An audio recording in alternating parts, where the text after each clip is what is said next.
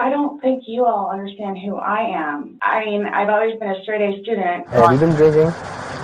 I had a drink. I am an outstanding mother to my son. It's her day to pick up the kid, but it doesn't always happen. 1 or 2 days a week, maybe she gets him. Go back inside. Jesus. Do you need Jesus right now? I excel at everything. She hasn't worked for over 2 years. I mean, she was always calling to borrow money, and it's been like 2 years since she got a job. Babe, I had no idea. Jesus Christ.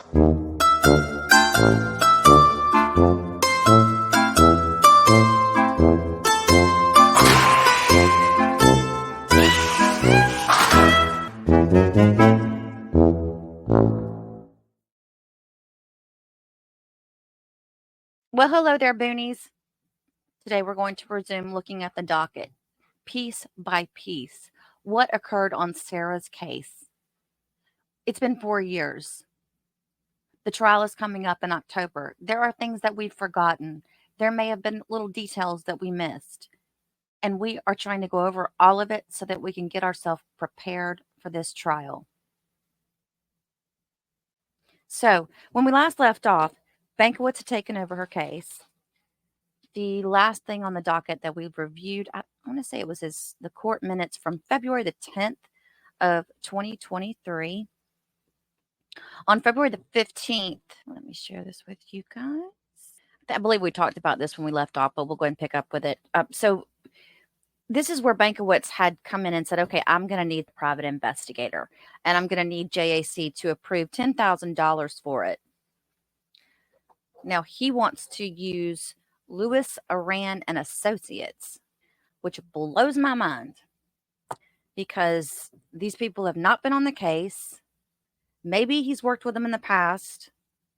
You know, when I have my friend come up that's going to talk about the JAC and answer all the questions that we have regarding the JAC, I'm going to ask her about how that works. We know, obviously, that they don't have to use the previously approved vendors that were done with the JAC, but,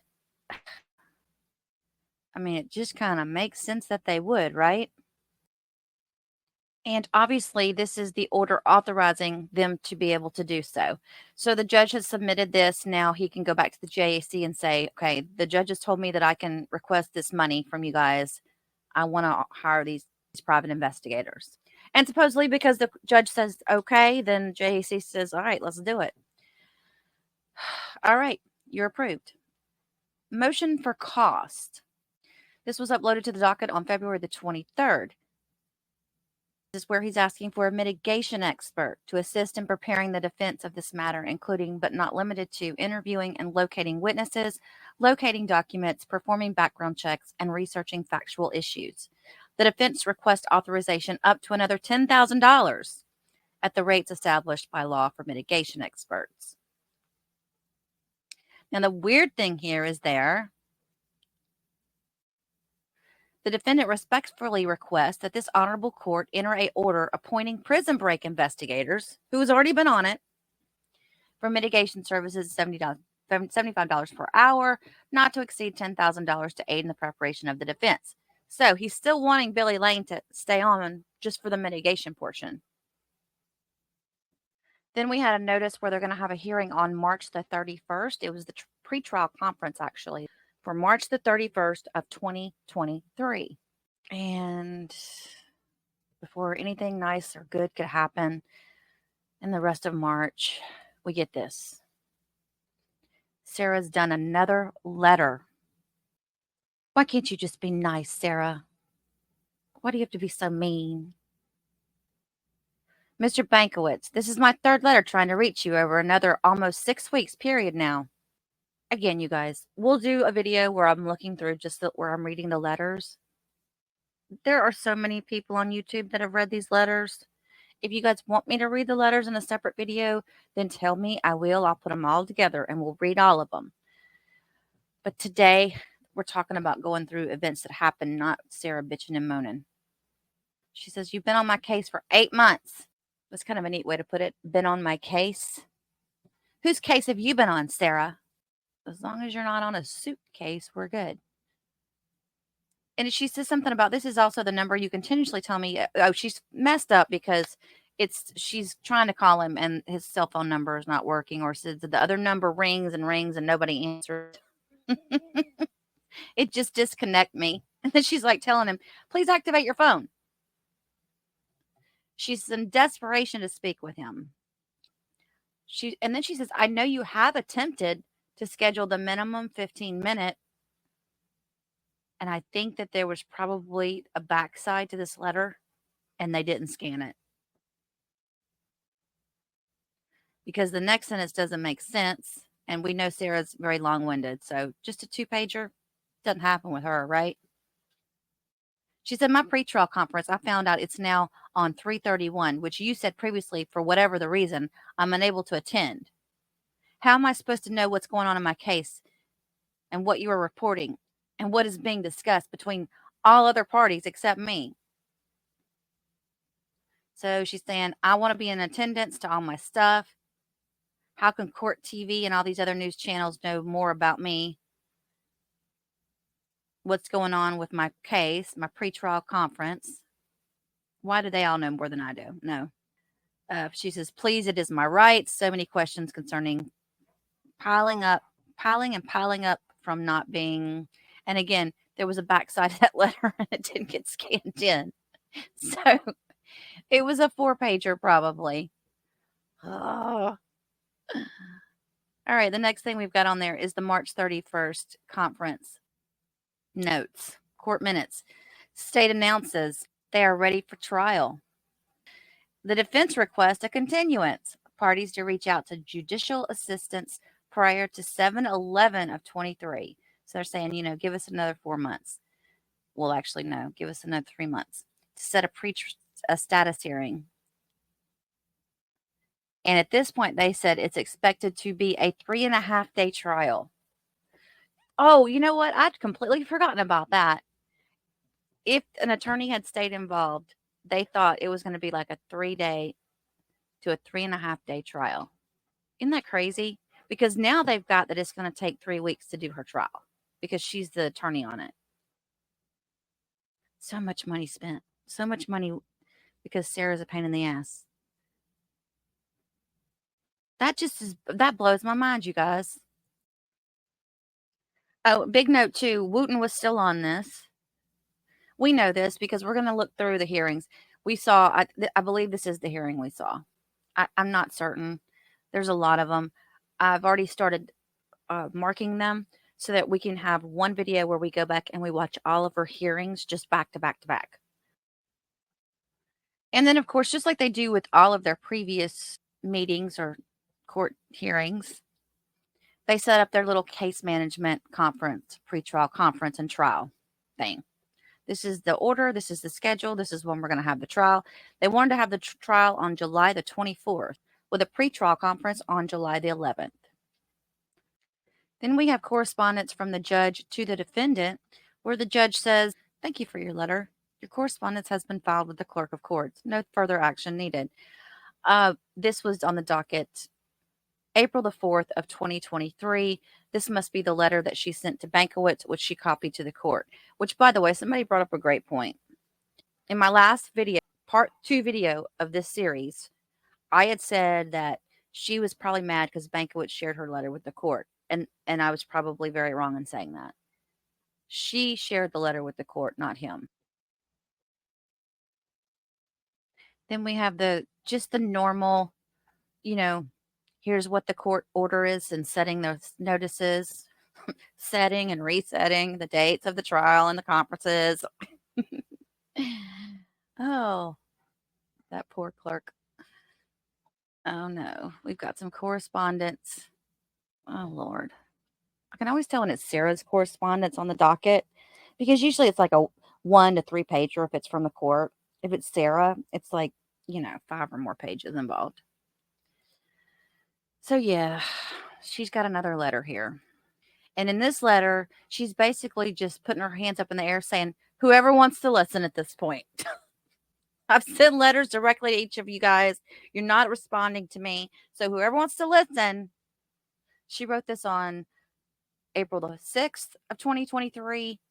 And it was uploaded to the docket on April the 14th of 2023. And this is where she's upset that the last letter that we just looked at was scanned incorrectly on the clerk's website. They didn't scan the back pages. So she's resending with nothing on the backs to avoid confusion and were missed previously. Oh my God. So she's keeping a copy of these. How is she keeping a copy? I wonder how she's getting a copy of these. She said, are my letters even being read? I wrote 4, but only 2 were copied, uploaded. Oh, she's talking about the pages. Clerical error? No, it's a conspiracy, Sarah. They're all against you. They're coming to get you, Margaret. Put in the comments what movie that was. And she's like, oh, and by the way, since I wrote that March 22nd letter, it's been like 2 weeks, so I have more to add to this situation. She hasn't seen Bankowitz in 2 months. His phones aren't working. Judge Wooten, can you please have Mr. Bankowitz fix the phone problem?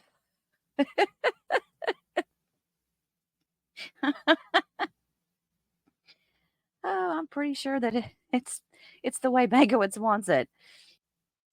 Oh, she said something about even PDs answer their calls, and I have yet to be able to speak to my court-appointed attorney on 2 phone numbers for 9 months.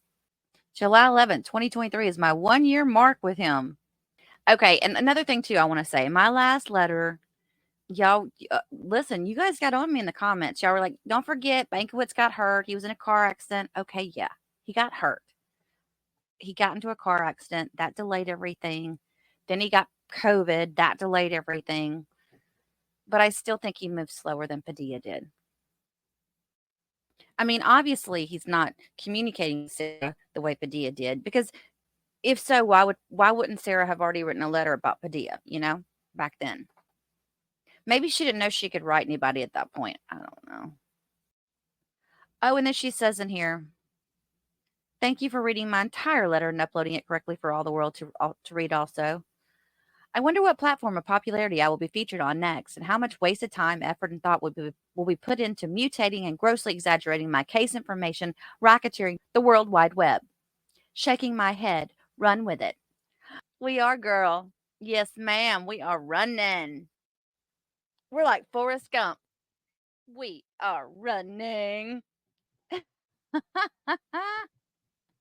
I wonder, too, if I have a panel of letter readers dedicated to all the ones I've written. Enjoy. There's more to come. Shout out to my supporters. Big heart. Everyone is waiting.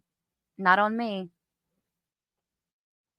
I mean, the fact that she can just put that shout out to all my... I mean, it's just... This is the mindset of this person. She's writing a letter to the court. The court in which her life, the rest of her life, her time on... Not death penalty, but the rest of her life in jail. And she's like, shout out to my supporters. Who does that? Who does that? Okay, then on May 18th, so a whole month's gone by, nothing happened on the case. We get some more correspondence from Sarah. So it's almost like, and I swear, you guys, she enjoys the drama. She wants the attention. This isn't give me something to fuss about. This is, I'm going to do this so I can get more attention on my case. Maybe in her head, she believes that the more attention that she gets on her case, that people will see how she's being mistreated, mischarged, misunderstood. In her mind, she believes that. I truly believe that she believes that. Okay, so she's had some time to read, obviously, sitting in jail. And she's pulled out all these definitions, perspective from the Webster's Dictionary. She said, I wonder how many people are going to actually look this up in the dictionary to see if it's the same. Oh, girl, we ain't going to fool with those little small details. We trust you. I'm sure you've written it down just perfectly right. She's putting out more of her concerns. Please read this. I have concerns, hindrances, questions, and frustrations with the justice system and the solid, absolute remissness.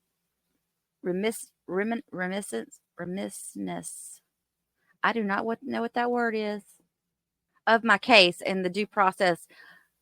I am and I have been waiting very patiently and maintaining what I can since no one else has or will, it seems. Again, punctuation, Sarah. And not by choice. That's going to be her new, you know what? Can you hear her saying that? It was not intentional. It was not by choice. She needs to make all aware of her immense struggle with the extreme mismanagement of her case to date. And she says, wait a minute, let's look at the bigger picture. And she wants to go through all of this manipulation, slander, and advantageous gain must stop. My truth needs to be heard, and it is my right. Get it together. And then she says to Wooten, at what point do you evaluate and intercede in a case to make sure there's proper advancement, regular communication between the attorney and client, ethical treatment of client is being upheld, time frames are being met, etc.? Now, I do remember as I was trimming off all of these different little hearings and marking them so we could watch them. I saw in there, judge was like, yeah, we want to make sure the defendant's here for that one. Now, he was working on another case at the time. I think he had a murder case already that he was working on. And, you know, maybe he worked out of a small office. A lot of people always think it's a law firm. They have like all these people and paralegals, and maybe he didn't. Maybe it was him and, you know, one assistant or something. It kind of seems like that to me, because, or else he could have been able to juggle this stuff better. Well, and, you know, too, remember, like, in a lot of cases, you'll see where if one attorney at the law firm can't be present for a meeting, another one will fill in for that attorney for just that one hearing or something. That happens quite often. And he didn't have anybody filling in for him, so he was an independent attorney. And don't anybody go tell me to look up his law firm, because I'm not going to do it right now. That's a whole nother. Y'all don't understand. I have ADD. If I get pulled down a rabbit hole, I get misdirected and I move into something else before I finish the other thing, and it drives me crazy. And that's why it's taking me so long to start this stuff again, because I've been on another rabbit hole, another tangent, which, by the way, I still haven't finished yet because I'm trying to be so thorough in what I'm doing for everyone. Oh, and now she says, why am I being judged for my legitimate letters I write in order to know the status of my case? Everybody talks about how intelligent she is, but I don't think she has common sense. You know, there are a lot of intelligent people out there that don't have common sense. I don't think she has a whole lot of it. So again, we're not going to go over this. We'll go over it in another video. Make sure I download it. What date was this? I know I've read these already. Can't believe y'all are going to make me read her letters again. Court minutes from May the 25th of 2023. It's just saying that the parties to coordinate status hearing with judicial assistance between July the 5th and July the 7th. Case remain as previously set. Nothing's changed. Then on June the 30th, uploaded to the docket, they have this supplemental witness list from the state attorney's office. And again, they had a conference hearing, obviously. For 2 months, there wasn't a lot of activity on the docket, which is kind of nice, you know.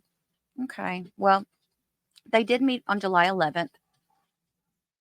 But it says parties to schedule status hearing with judicial assistant today, July 11th, 2023, to be set within 1 week, July the 21st, 2023. So they gave them more time. During one of these, and I don't remember which one it was, Bankowitz had told the judge he needed more time. It might have been in each hearing he goes there and says that. I don't remember. But he was working to get the JAC to approve his expert witnesses. And he didn't just want a psychologist. He wanted someone from the domestic abuse center to come in and testify on her behalf. And I guess there was some problems getting that set up. Notice of unavailability. Oh, David Cacciatore. Okay. So Mr. Cacciatore, the assistant state attorney, is now on the case. I don't know how long back, but he's just saying, look, I know we're going to be meeting to talk about, upcoming trial dates and whatnot. I'm unavailable from September the 5th through September the 8th, probably because he has another trial going on. All right. Then there was a motion to determine confidential information on July the 17th of 2023, and that document is locked. It's a 3-pager. Then It says quasi ex parte motion for appointment of defense forensic psychologist and request for sealed order. 46 pages, and it's locked. All on July 17th of 2023. That must be her evaluation from the psychologist. But then on July the 19th, so it's 38 pages, and it says Justice Administration Commission's ex parte response to motion for appointment of defense forensic psychologist. This should be interesting. Let's check this out. I'm sure I've already seen it before. It's even taken a moment to upload. There's so many pages to it. One thing to you guys. I sent a Freedom of Information Act request to the governor's office as well. Just an FYI. I want to get a copy of those letters she's writing, Governor. Y'all can laugh all you want. I know half of you aren't laughing. Half of you are like, oh, thank God, Carrie. So we're really on the tail end of this, right? Bankowitz has been in there a year, and we haven't seen any subpoenas to speak with anybody or anything like that. So there's a difference between what's in the discovery versus the attorney's files, right? So, because I know sometimes, and I'm not, if you guys already know this, please don't take offense to the fact that I'm explaining this, because there may be people out there that don't know it. Honestly, it makes complete sense, and I just didn't think about it this way. But you have the discovery files that she's been handed, the 2 A and B boxes. But then you also have the files from the previous attorney. They're 2 separate items. So just because Padilla talked with somebody or got some information doesn't mean it's going to be in those discovery items. That's his case that he's been working on. Now, what will be in the discovery are depositions. So obviously Bankwitz can pick those up and see who he wants to speak with in the future if they've already gotten those depositions taken care of. But an attorney handing over documentation to the new attorney coming on board, I'm sure they wouldn't have a problem passing along helpful information to the new attorney, especially in a case like this where they're like, just get me out of here. Just get me out of here. You can have everything. I don't care. They have no reason not to, you know. But did Frank ask for it? Because I would think Frank would have to come in and ask him for it. Does Sarah have the information that Padilla put together for his case? Did she go back and ask Padilla for it? We don't know. She probably could have easily gotten it, because she probably goes back to Billy Lane from Prison Break Investigation and said, Billy, can you get me all that stuff? Or Billy's like, look, this is what you need to do. Go back and get the documentations. I'm sure, I've heard he's a really nice guy. And he's probably telling her, look, see what you can get from what Padilla got a hold of and, you know, what he worked on, and start from there. So she didn't have to start from scratch. And I don't know this for a fact. I'm just saying it makes sense that he would be the one to reach out to Padilla on Sarah's behalf and say, hey, okay, this is the conversation. This is it. Billy Lane calls up Mauricio. Hey, man, how's it going? You snake. You left me on this case. You snake. How could you do that to me? Look, it's bad. It's gotten bad since you left. They're making her defend herself. And what does Padilla say? Padilla says, well, that doesn't surprise me. Of course, Padilla already knows all this. Padilla's like, yeah, I saw it on YouTube. I'm just kidding. He's like, some of the documents that you worked on, that you feel comfortable forwarding to us to help her get started in her defense, do you mind sending them over? I'll go to your office and pick them up, you know, whatever. Or can you email them to me or whatever? And I'm sure Padilla was like, yep, you can have whatever you want. I would only do it for you, buddy. If it wasn't for you, Billy, I might not have done it. All right, so now, ex parte response to motion for appointment of defense forensic psychologist. Now, what's important about this document right here, guys, is that if you remember correctly, this is where Sarah's picking up at. Last time in court, she had asked for a forensic psychologist. It says Frank Bankwitz is seeking authorization for $15,000 at a rate of $400 per hour for services and $125 for travel time for a defense mental health expert. Based on the JAC records, the court previously appointed a mental health expert to assist the defense, albeit under prior indigent for costs counsel. The JAC paid $7,500 for the services of this expert for services rendered from August the 21st of 2020 up through April the 5th of 2022, i.e. while Padilla was on the case. The JAC also has concerns about the rate requested for this expert. If he's asking for a new expert, I just don't understand why the JAC would continue to keep, okay, new attorney, now we've got to redo what's already been paid for. We got to start with a new guy or a new expert. It doesn't make sense. And in here, he's just stating, the JAC rates aren't going to cover what he needs to be covered for the type of expert he's looking for.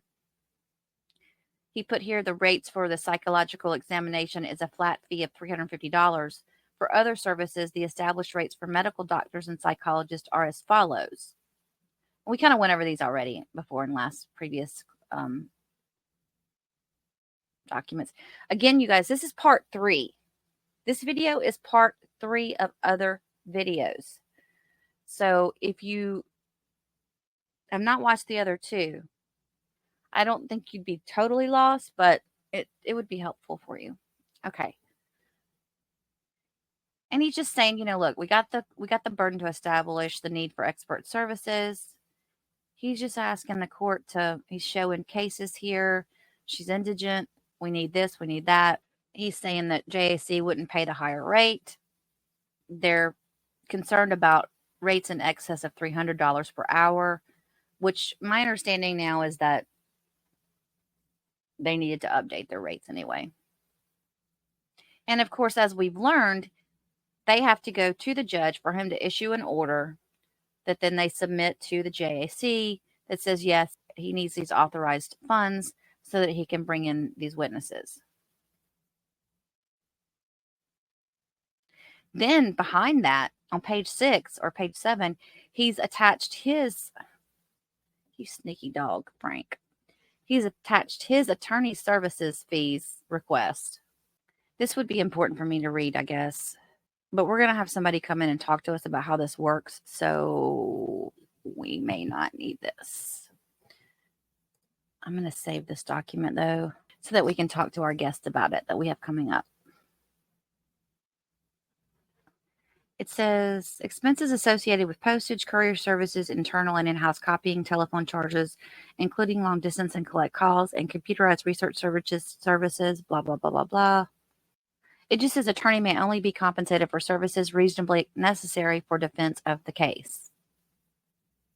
And if you'll remember, somebody made a comment that they didn't think that Padilla could come in and do what he did. Like he went back to the JAC and requested money or whatever. He came in and said, I'm taking it over pro bono, but then he came in and requested money. Well, there's one thing to say my time's pro bono. It's another thing to incur costs because you're taking on a pro bono case. So in the case where they had to go out, they had to travel, they had to pay for anything, of course, they're going to go back to JAC and request money for that.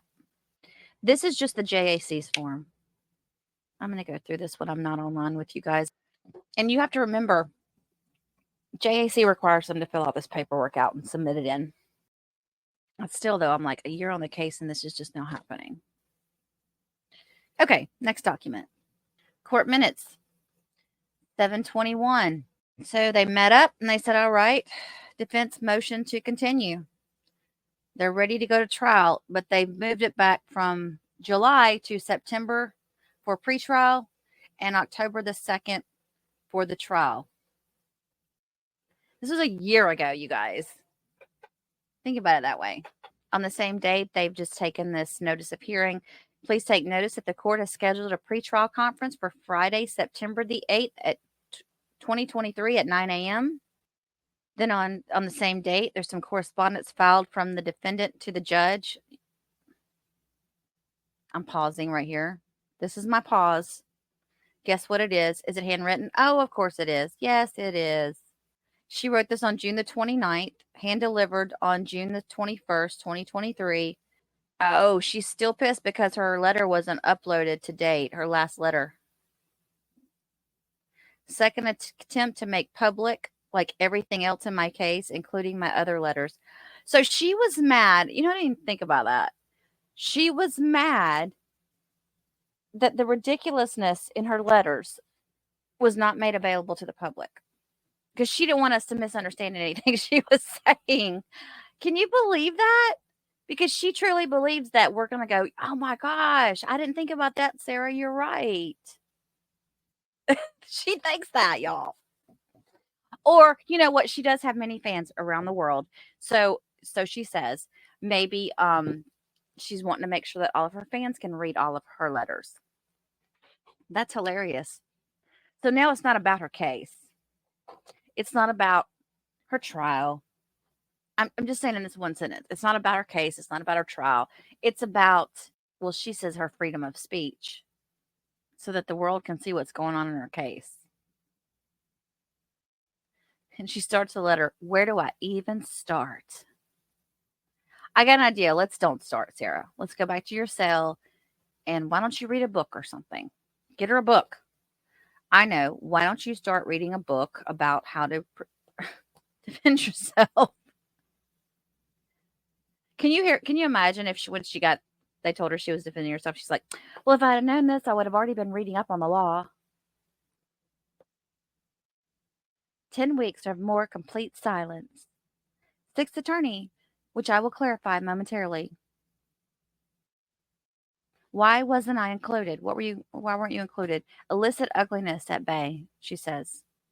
So she didn't go to why wasn't she included in something? I don't know why.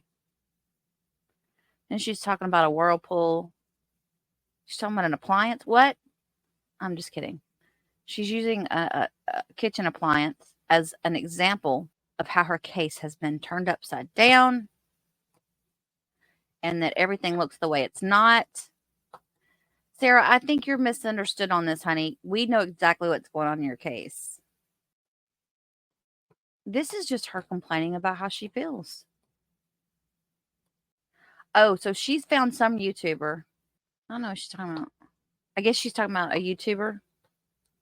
Or maybe the media. She's talking about the video over 3 million views. So somebody she's paying attention to has a lot of views. Probably.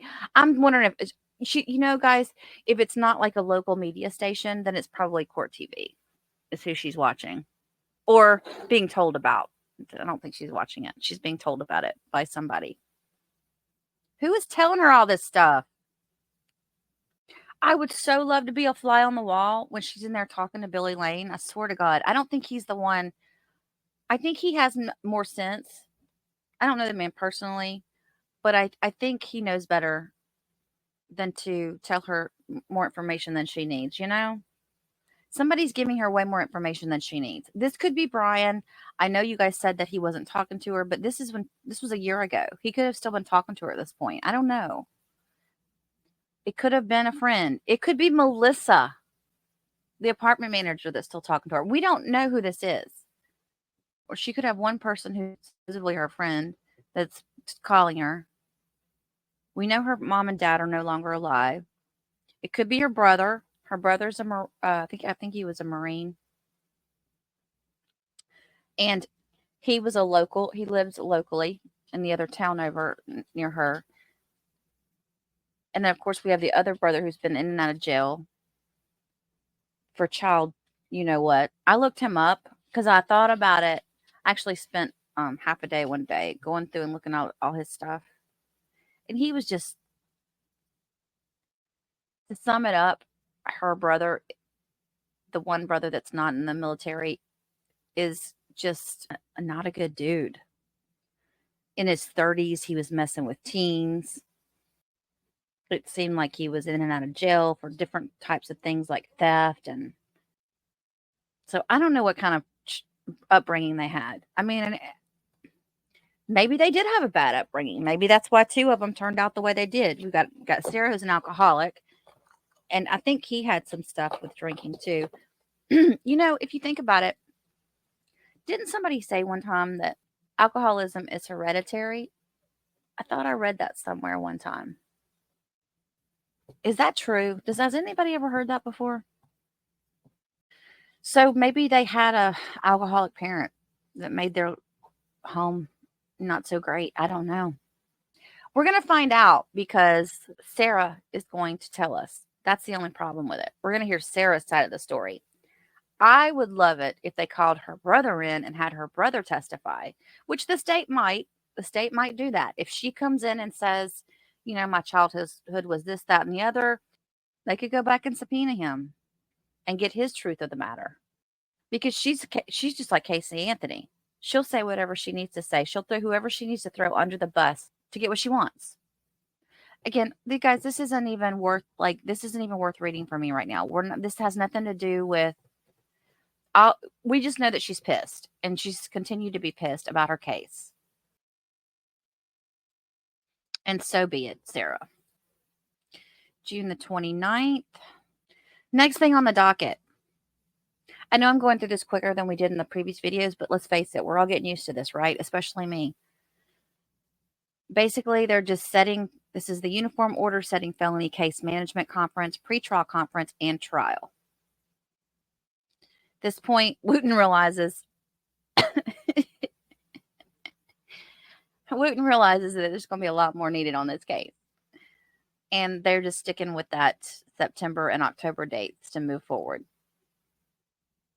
It says document delivery. They sent a copy of that to Bankowitz. Notice of ex parte hearing. Ex parte is a Latin phrase meaning one side only, by or for one party. You are notified that the undersigned will appear before the Honorable Wayne Wooten of the above-styled court on September the 8th of 2022 at 9 a.m. at the Orange County Courthouse. Ex parte motion filed by defense counsel. Please be governed accordingly. I hereby certify that a copy has been done. Okay, wait. Let's see. Provided to the JAC. You know what this might be? This might be something that's required by the JAC so that he can get paid. I'm going to assume that's what that is.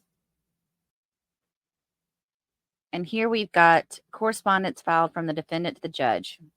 5 pages. What do you think it is? Gee, I wonder. Another letter from Sarah. The letter's dated August the 2nd, 2023. They're still doing the status hearing September 15th. Okay. This might be worth reading. It really may. Because she's referencing a letter from the investigator. This is from Billy. Billy Lane sent legal mail to Sarah Boone. And it says, I have received your letter. Oh, poor Billy. Billy. You guys, I just see this. So this is stuff we haven't seen. We're not going to see this. How many letters has she mailed to Billy to try to get Billy to get involved? He's been stuck in the thick of this from the beginning. And here we are. This is loaded to the docket on August the 7th of 2023.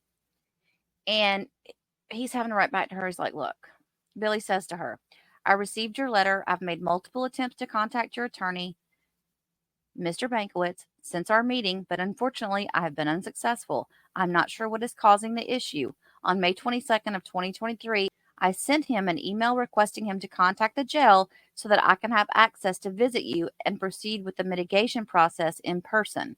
Additionally, I sent 2 text messages to his phone on June the 1st of 2023 and again on June 6th, but received no response. Without a letter from the attorney sent to the jail, I'm unable to visit you in person at the jail. I don't know. Billy sounds a little frustrated with Bankowitz here. I am at a loss until I can reestablish contact with Mr. Bankowitz. If you wish, you can write to me, and I will send a letter as soon as I am able to get in touch with him again. Billy's too nice. And I don't really know. Is he saying, look, I'm getting frustrated too, Sarah? Or is he saying, I know you're trying to reach out to me and you think I should be doing this or I should be doing that, but this is why I haven't been able to do what I'm doing. I heard he's a really nice guy, so he may not be complaining about Bankowitz. It may just be he's trying to tell her what's going on because she's fussing at him. Probably what it is. And all she's doing is sending this to the judge to say, look, see what's going on? He's not even calling my mitigation specialist back. But she can't just say that. She's got to write 2 pages worth of frustration to send him this copy. Then we receive a status hearing notice for September the 15th at 9 a.m. This was uploaded to the docket on 8/22. So it could be that this is, now remember, they're going to meet on the 20th too for their pretrial conference. So this is just a status hearing that they're requesting. 8/22. I don't know what could have been said, what would be said or whatever, but because now we have Frank again trying to withdraw. Let's see his before I speculate. Let's read what happened. He's saying due to irreconcilable differences which have arisen between the undersigned and his client, the undersigned will be unable to effectively and properly continue representing the defendant herein. The defendant will not be satisfied with any attorney unless said attorney does not have a caseload and can dedicate his time or her time solely to Mrs. Boone's case. The undersigned, him, Bankowitz, has been in murder trials for over the past 60 days and is presently defending a capital murder case in Lake County, Florida, which absorbs almost all the time, including weekends. Capital murder is death penalty cases. The best possible avenue is to have the defendant represent herself, as no attorney can satisfy her.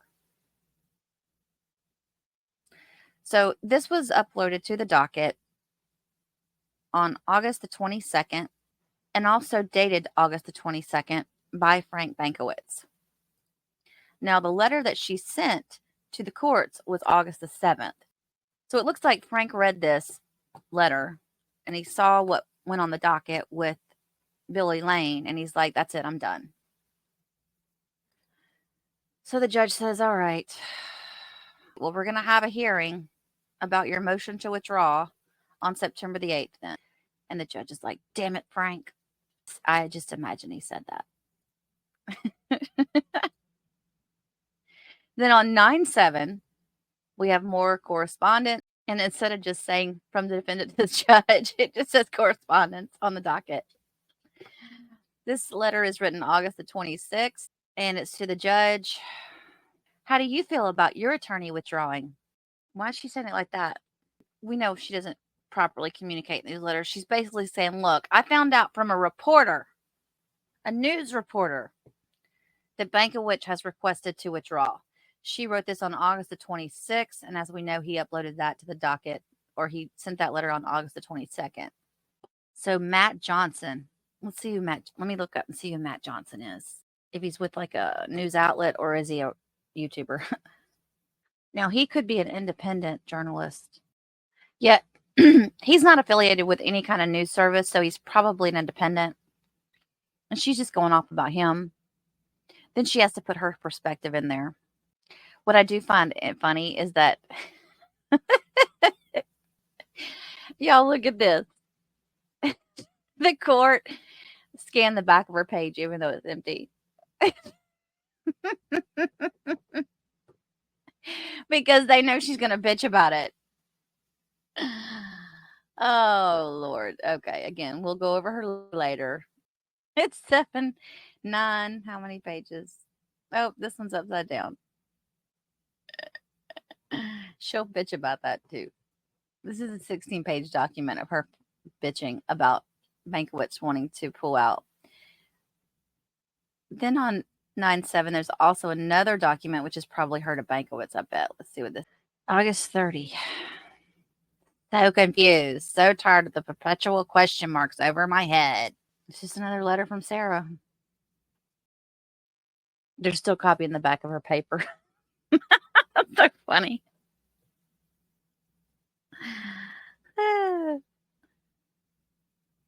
She's talking about her September 8th pretrial conference. And she's basically saying, look, I didn't know about this. I found out about this through the court, not from my attorney. Uniform order setting felony case management conference, pretrial conference, and trial. They moved it back now to December. November 28th meeting, pretrial conference, and December 11th trial date. Wait a minute. At what date did he withdraw? I mean, I saw this withdrawal notice But I only saw, let me show you guys the docket. So see here on 8/22, you've got the motion to withdraw. Then you've got a notice of hearing. You've got 2 letters from Sarah. This is where they're scheduling the hearing dates.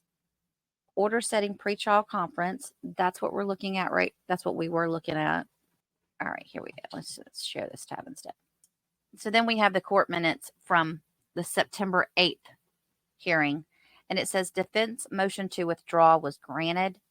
State takes no position. No action taken on other filed motions. Court continues case. Back to the drawing board. So the only thing different on this one is he's basically saying we're going to reassess this on October 30th of 2023. We'll have the pretrial conference in November, and we'll have the trial in December, Lord willing. Then we start back over with appointing a new counsel. We're going to go back to the break room and do the raffle wheel again. Who's it going to be? Hobson, Winston Edward Hobson, Esquire. You're the next contestant on the Sarah Boone Shit Show. Come on up. Bless his heart. And then we open up a piece of paper that's just 2 words. Oh, shit. And on the docket it says, from Winston Hobson's office. I'm just kidding. It doesn't say that. I'm just trying to make light of a ridiculous situation and a long-winded freaking video. A supplemental discovery. This is by the Assistant State Attorney Cacciatore. He serves notice of the existence of the following information. Copsel is a witness. Oh, yeah, I remember this. Copsel is a witness in the prosecution. She is also under investigation by the Orange County Sheriff's Office Professional Standards section for matters related to unsatisfactory performance. We know that it was for a Brady violation.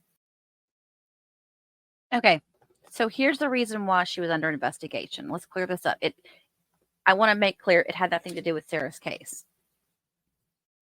It was another murder case with 2 defendants involved, and their attorneys did a motion to suppress requesting a Franks hearing. They claim that she deliberately falsified a material document in her sworn affidavit for arrest warrant. They just claim that she falsified some documentation to get a judge to falsify a warrant, unknowingly falsify a warrant. And this is pretty common, right? I think a lot of attorneys do this when there's like a murder investigation involved. I know I've seen it on TV.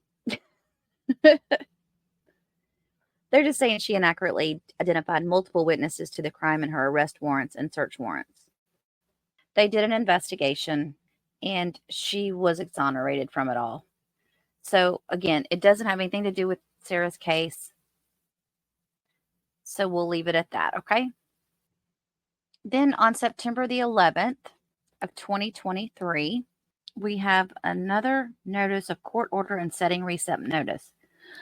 This is the same document we looked at earlier, and they sent a copy to Bankowitz. On 9/16 of 2023, defendant's notice of appearance, demand for jury trial, written plea of not guilty, notice of intent to participate in discovery, demand for discovery, all favorable and impeachment information. And this, of course, is going to be drawn up by Hobson. So let's, yep. Mr. Hobson gets in there, and he's getting things done. Let's see what y'all got on her. Tell me what this is about. I've been hearing about this trial. No, I don't want to read her letters. No, I don't want to read her letters. Just give me the discovery items. That's really all I want. You know, just save the drama for your mama.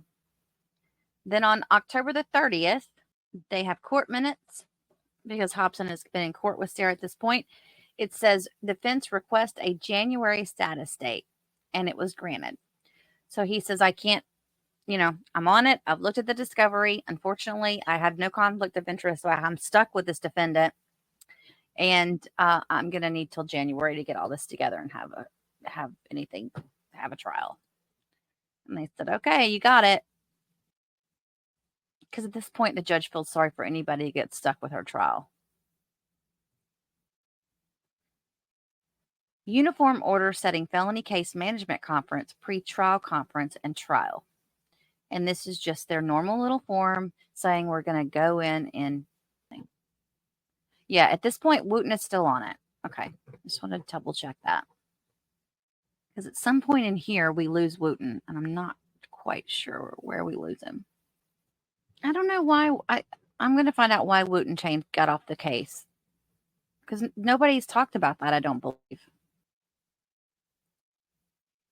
Then we have on the docket December the 7th of 2023, motion to reappoint private investigator and motion to incur additional costs and charges for the private investigator.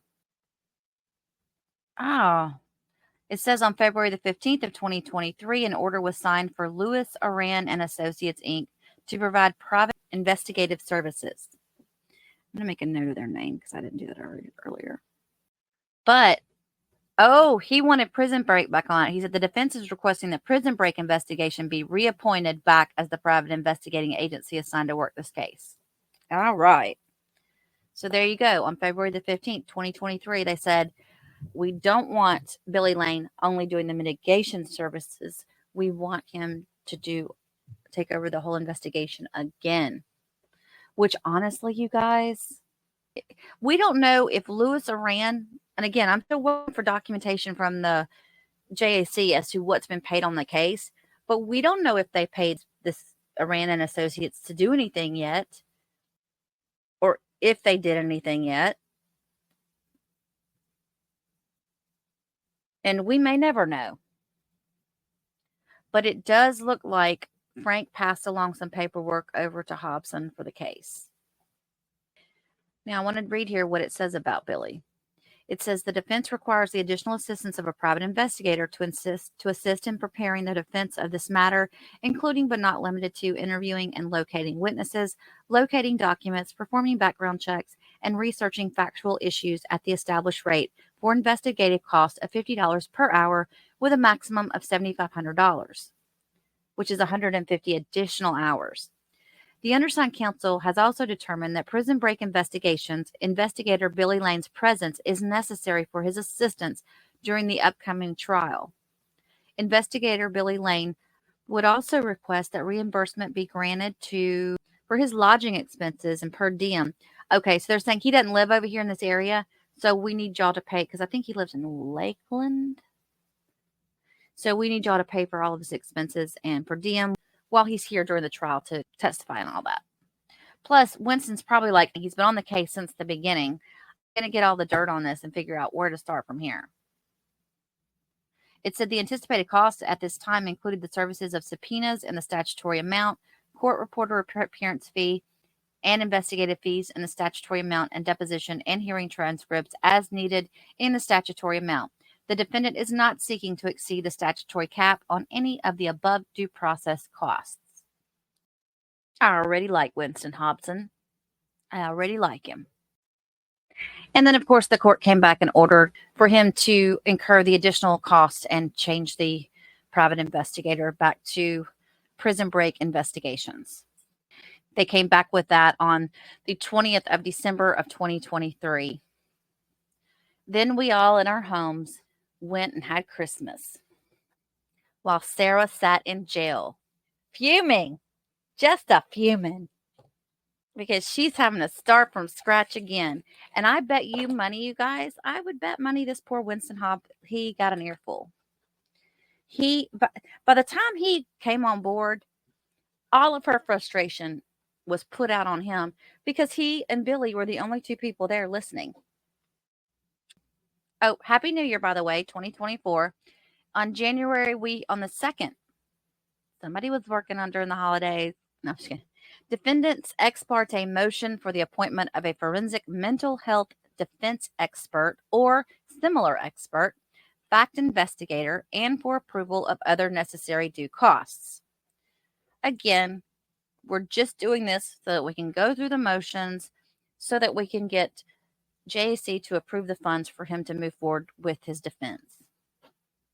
They want mental health psychologist or psychiatrist expert or other similar expert at an hourly rate and number of hours to be determined by the court, or for a flat fee and a number of hours to be determined by the court plus cost. This motion has been filed and submitted to the JAC. In support of this motion, the undersigned states that Ms. Boone is before this court charged with second-degree murder in violation of Florida Statute 782.04, 775.087, and 775.0871, and 775.0872. The appointment of an expert is he put this in bold. Well, you can see this here. The appointment of an expert is absolutely necessary because I'm telling you guys, I've met with her. I've seen her. This woman is a nutcase. It is absolutely necessary to protect Mr. Sarah Boone's constitutional rights to a fair trial on the defining issue in this case, her right to mount a complete defense. By the time, I love how they call her Mr. By the time that Winston got in there, it was like,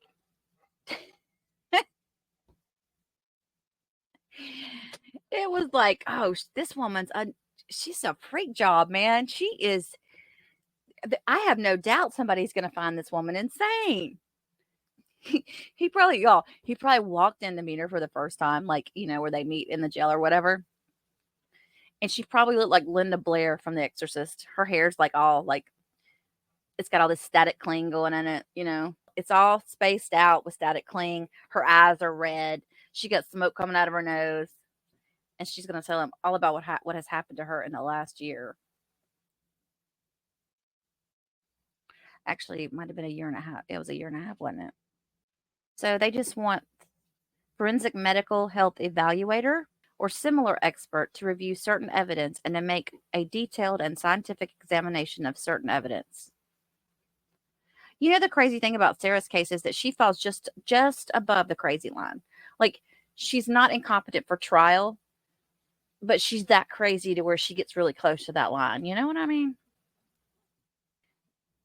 He's just making a case. A duly qualified forensic mental health expert or similar expert possesses the needed skills and expertise that most lawyers simply do not have. The expert has the training and ability to collect, understand, and evaluate documentary evidence related to the crime charged and the death investigation and potentially perform crime scene reconstruction in this case. He says she's qualified to serve as a certified expert in this case. She's been qualified as an expert in her areas of expertise on numerous occasions and in diverse circumstances, including in and out of the courtroom. She has testified as a certified expert in crime scene reconstruction, jury selection, and in other situations that have required her expertise qualifications. She is a practicing psychotherapist in Florida and in a total of 11 states across the county. Her expertise is allowed in numerous jurisdictions. Mr. Ray is a certified forensic mental health evaluator and has expertise in the areas of potential defenses in this case. Okay, this is important. Let's go over each one of these. I'm not going to go through them too fast. She has expertise in the areas of potential defenses in this particular case. The battered women syndrome, domestic violence, we know this, personality disorders, quite possible. So he's saying she's got a personality disorder, battering husbands, infidelity, and alcoholic blackouts. These are defenses that are necessary in the defense of this case. So he's going to come in and say that she blacked out, which she did. I think she did. I don't think she left him in the suitcase on purpose. I mean, I think she left him in there on purpose, but not to kill him. Because she's too stupid to know that it would hurt him. The term inter alia it just means among other things. So this lady's like a jack of all trades. They're seeking this Dr. Torrez as a forensic medical health expert in this case for the reasons cited above at an hourly rate and a number of hours to be determined at a hearing in this court. As an initial matter, Dr. Torrez requires a reasonable upfront retainer in the matter. Oh, she wants a retainer. This woman, you know what? I don't know this for a fact, but there are some people that all they do is they just go into court and do these testimonies. Y'all have seen enough trials. I wonder if she's one of those. This retainer may be prorated as this court deems appropriate based on hours to be worked and expenses and costs. Without the expert and expertise described herein, Ms. Boone would be denied a complete defense in her case. The reason we're re-reviewing this stuff again, guys, is we're trying to get into the mind of Sarah Boone. She's picking up her files and she's looking at them over this past, what was it? Are we at 2 weeks now that she's been on her own? And this is the stuff that she's reading. She's like, oh, okay, this is what he was going to do, or this is where he was going. Because she's surely, my word, surely. Now we know that she talked to him and he told her what he was going to be doing and whatnot, but y'all think that she had an epiphany and was like, you know what? I need to follow what these guys were doing at this point because I don't have any other choice. Anyway, this Linda DeRay, I don't know. She's a PhD. I don't know if she's just one of those that gets paid to go to court all the time. When somebody's got licenses in that many states, it's kind of like, I always feel like those types of witnesses, even though they're expert witnesses, once they get on the stand, the prosecution is going to tear them apart. About how many trials have you done? How many people have you said are competent? Oh, only one of, 200. Okay. And I'm not saying this lady did this. I'm just saying this is what happens. And then they'll say, okay, and you're here for a fee, right? How much are you being paid to be here? Y'all know how this goes. Y'all know how this works. You guys are trial junkies, just like I am. A motion for continuance. Oh, Winston. No, you didn't. Oh, Winston. Don't go there. You guys, did he waive her presence in court? Because if he did, that's exactly where all the trouble started. He didn't read her past letters, I bet.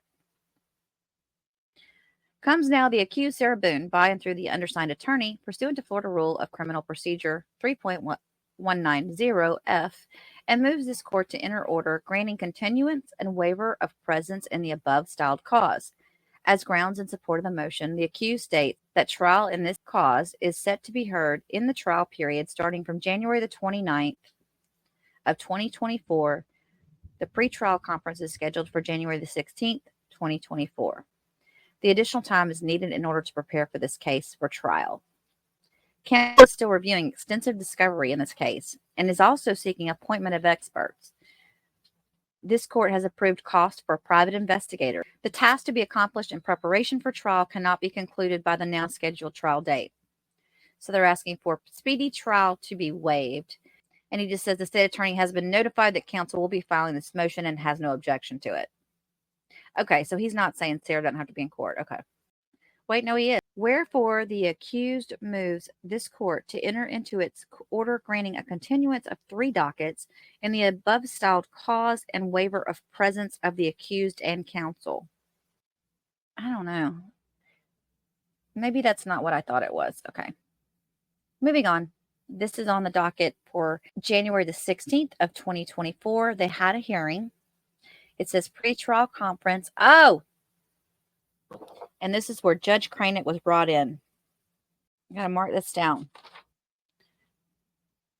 So Cranick entered the picture. Judge Cranick entered the picture in January of 2024. And this is why the man has been so calm. I mean, he's dealt with a lot since January of 2024. 7 months ago. Well, at this point, 8 months ago, but all right, let's see. Let's look at the court minutes. I want to know, though, why did Judge Wooten come off the case?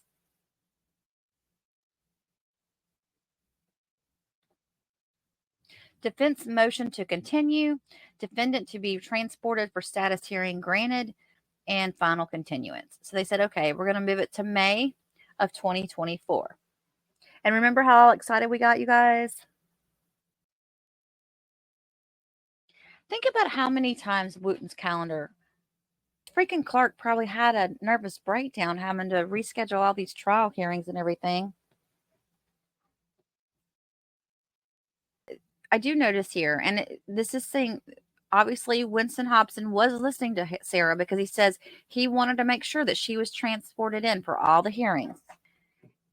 And we have your normal everyday trial reset.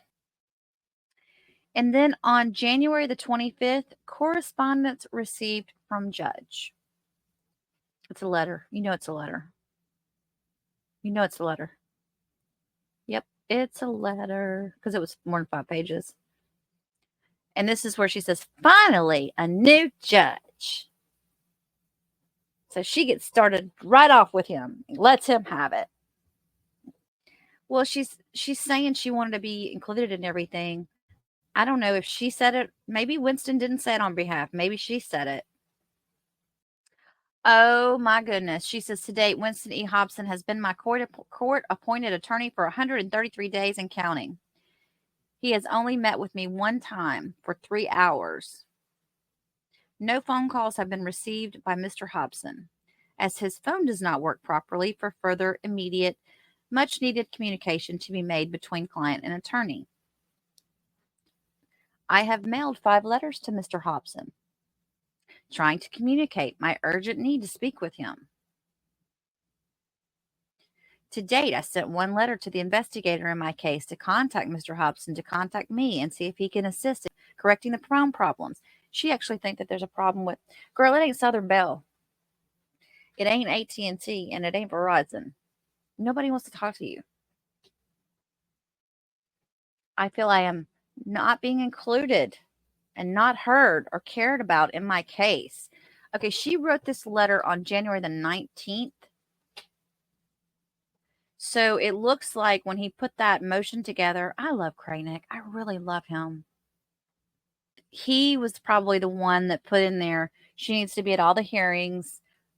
Let's keep her up to date as to what's going on. I don't know that for sure. I'm speculating, but oh, she is one crazy hooker.